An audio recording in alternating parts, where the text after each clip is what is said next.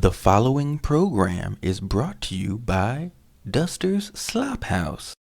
Whether it's soup, stew, slaw, or our new sloppy slawster, we've got all your situations covered at Duster's. Pokemon Unite is a mobile and Switch downloadable team battler game that combines the laning and synergetic team fights of a game like Dota with the ever-iconic cast of creatures from the Pokemon universe. With a variety of roles to play, costumes to bedazzle one's self upon, and a sleek 10-minute match time, Pokemon Unite is a great game to just jump into and play no matter your skill level. But what if you're looking to up your game? To log into the metaverse, learn some tasty tips, and climb the ranks to truly be a Pokemon master? Well, look no further, you vivacious hermit crab filled with tender crab meat, perfect for a slaw or perhaps a stew. The Council of Qual-Garouche, with thoughtful incorporation from G. Grustington, have serenely crafted these 7 tips to help you reach masters with any character in Pokemon Unite. Before we get into the soupy meat of the situation, here's a little breakdown. These tips can be applicable to any and all characters in the game. However, I will mainly show gameplay from Machamp, Talonflame, and Mamoswine, as those are the main characters I use, along with a little Decidueye and Azumarill. We'll touch on specific mechanics of Pokemon Unite through this list, but a lot of this can also apply to other MOBA or team battler games as well, with the final tip tying it all together with a nice bow or ribbon, perhaps for a gifted box of home slaw meal from Duster's. And if you appreciate if you appreciate these tips, it would be extremely helpful if you like, subscribe, comment, and share with a friend who could use some help on their journey to masters. With all that covered, let's dig into this stew. Tip number 1. Team formation and the cantankerous challenge of character choice. At the core of any team battle experience is, you guessed it, Senator Rosenthal, the team. As with similar team games, Pokemon Unite splits the cast up into a handful of roles.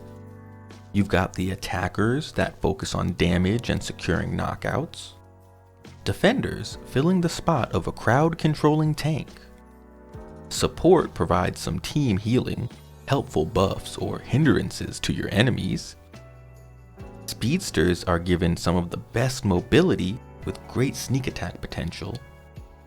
And finally, the all-arounders give you a little versatility to help with a bit of everything. Finding the roles you enjoy playing the most and the characters that fit with you best is always the greatest option to keep the grind enjoyable and learn all the fun specialties your favorite Pokemon can bring to the table. But a guaranteed way to help in the climb to masters is to have a few different Pokemon of different roles that you can bring to the battlefield.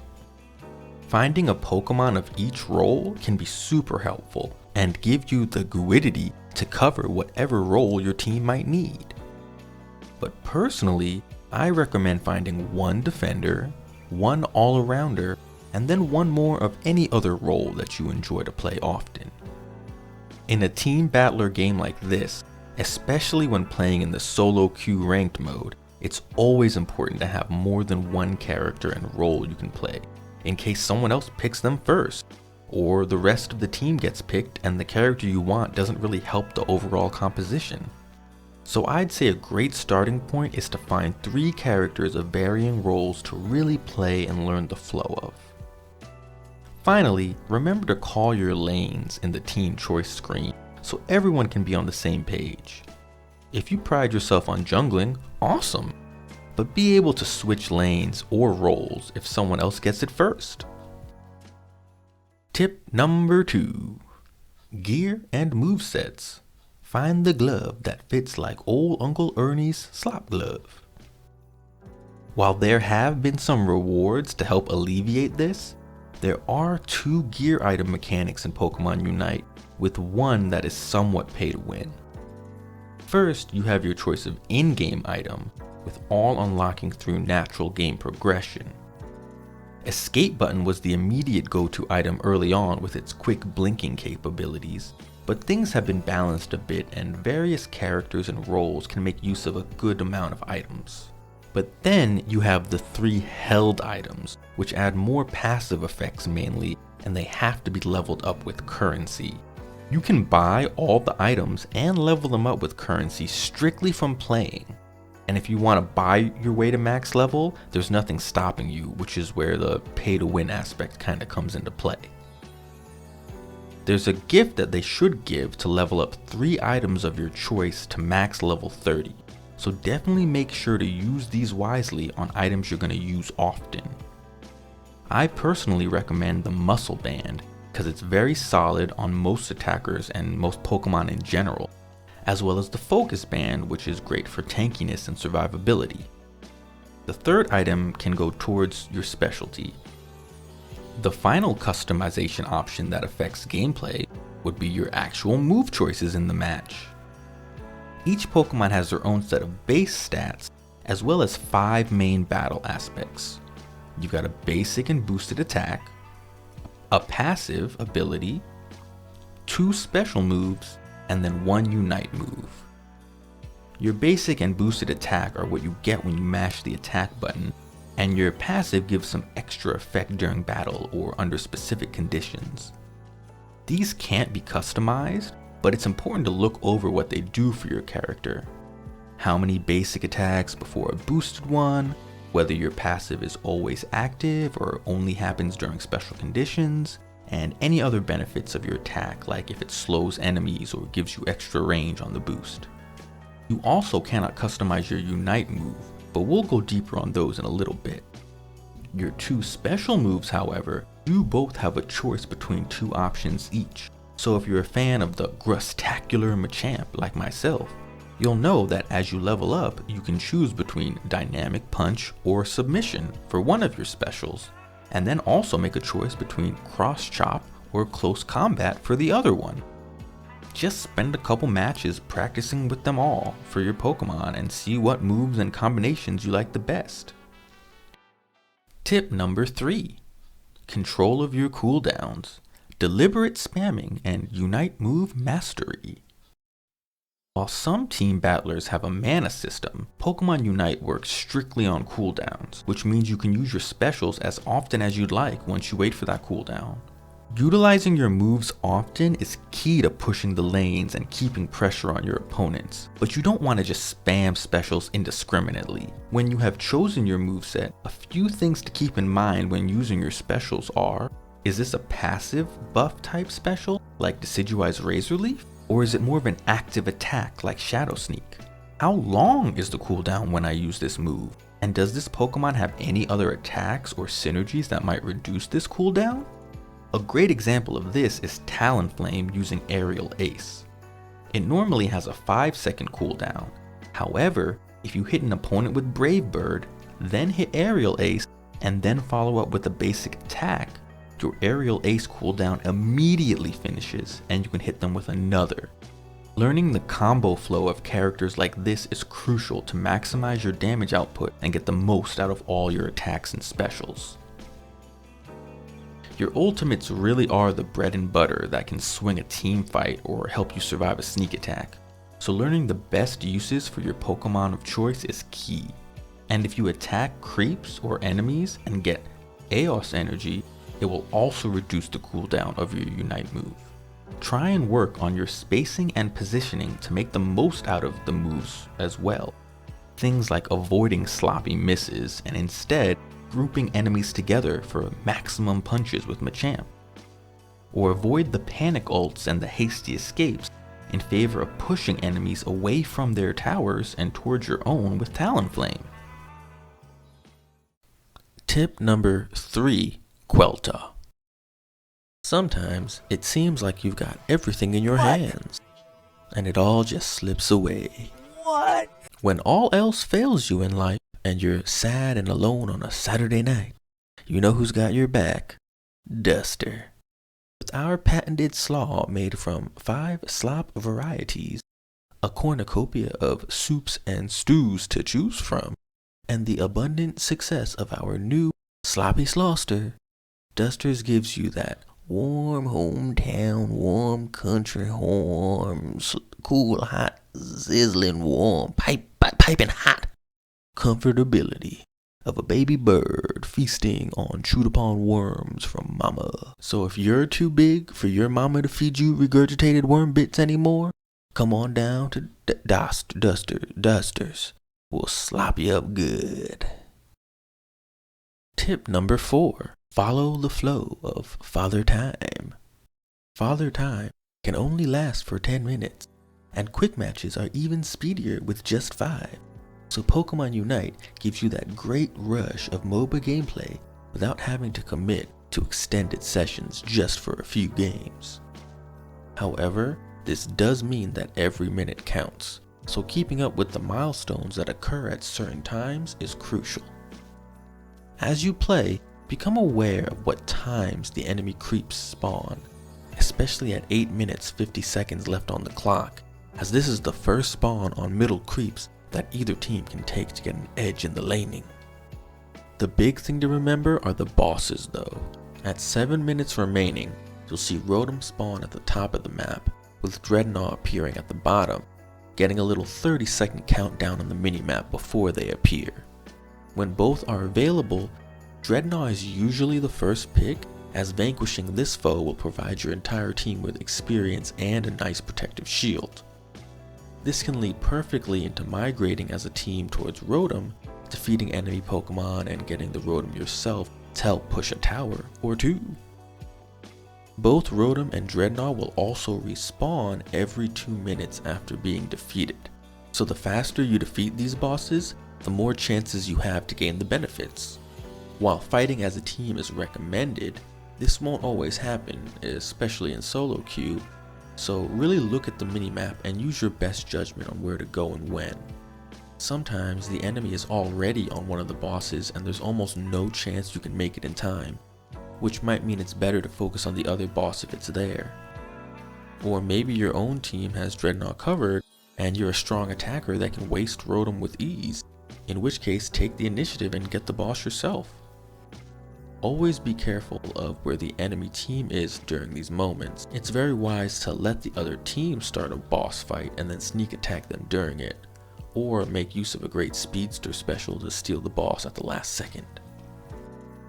And speaking of last minute steals, that brings us to the big timer to focus on, those final 2 minutes of glory when Zapdos is on the field. Once 2 minutes are left on the clock, there's a few things that happen. First, any Rotom or Dreadnought will disappear, so if one spawns with like 2 minutes and 10 seconds on the clock and you don't have the team to wipe it, it's probably worth not even attempting one last boss kill. Next, all scoring points are doubled. While it's recommended to have taken down a few towers beforehand, any towers you take down now will give you a big boost of points. Finally, the big kahuna Zapdos is revealed.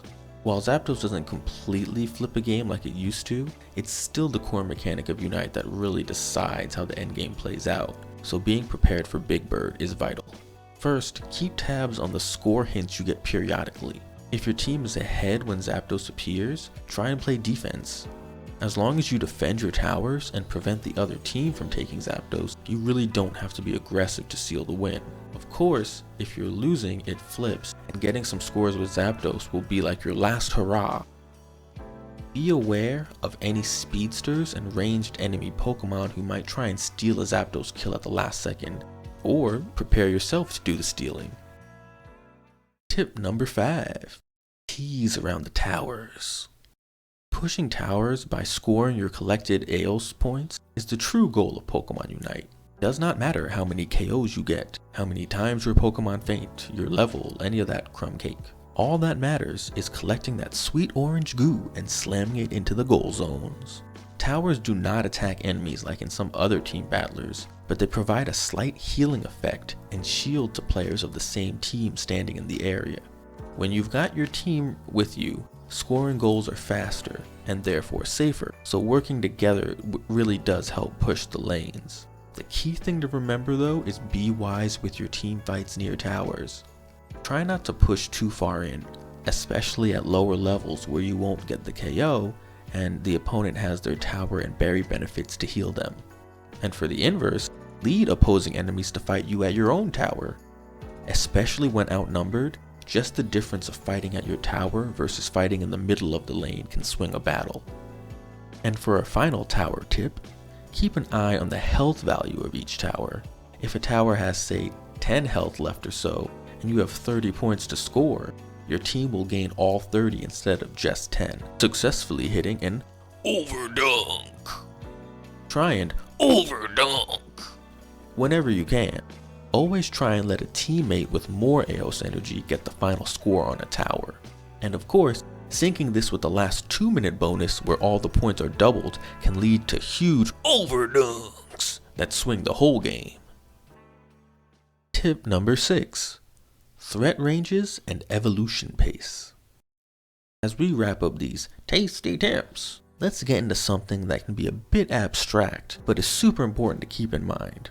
All the various Pokemon of various roles will have their own threat ranges that you need to be aware of. When you're faced with an enemy Pokemon, think about these few aspects. How fast does this character move? Do they have an in-game item like escape button or X speed that can juice them up? What options of special moves does this character have?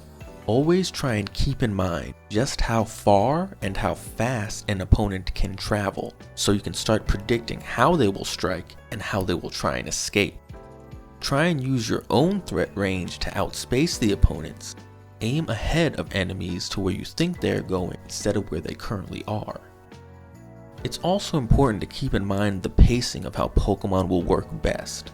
For example, Pikachu and Lucario are extremely strong early game because they are both fully evolved in terms of Pokemon Unite gameplay and have options to either trap or chase enemies very easily. Be wary of Pokemon like this early game until you can evolve and handle them better. Of course, from the other perspective, if you play a strong early game hero, get a little wild. That's when you gotta strike and take advantage. Along with this, learn what levels your Pokemon evolve at and gain their Unite move, so you're ready to turn it up when you do get stronger. Tip number 7. Strength, thy name is numbers.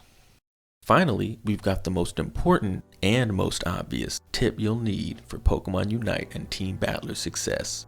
You gotta work with your team, Uncle Jarvis.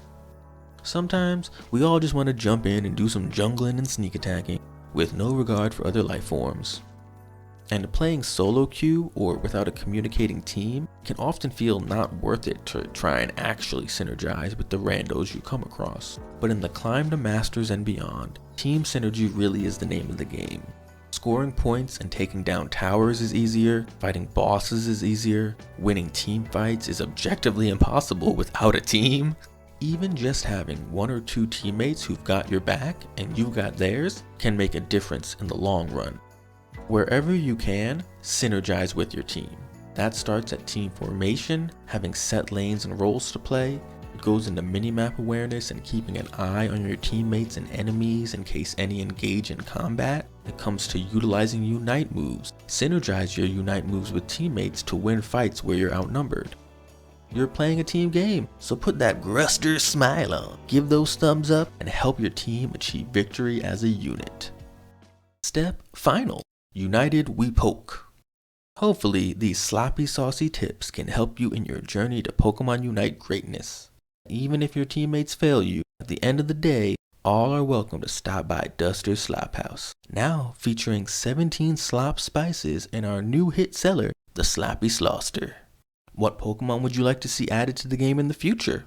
Leave a comment below with your grustery thoughts. Tossing a like and subscribe to the channel is totally free, super beneficial, and always appreciated. Until next time though, keep it gooey. Scooly-doodly-doodly-doo-doo. Everybody loves a good old slop from Duster. Maybe it's a super stew. Everybody loves that good old slop from Duster. Slaw for any situation. Everybody loves a good old slop from Dusters. Maybe it's a super stew. Everybody loves a good old slop from Dusters. Maybe it's a super stew. Everybody loves a good old slop from Dusters.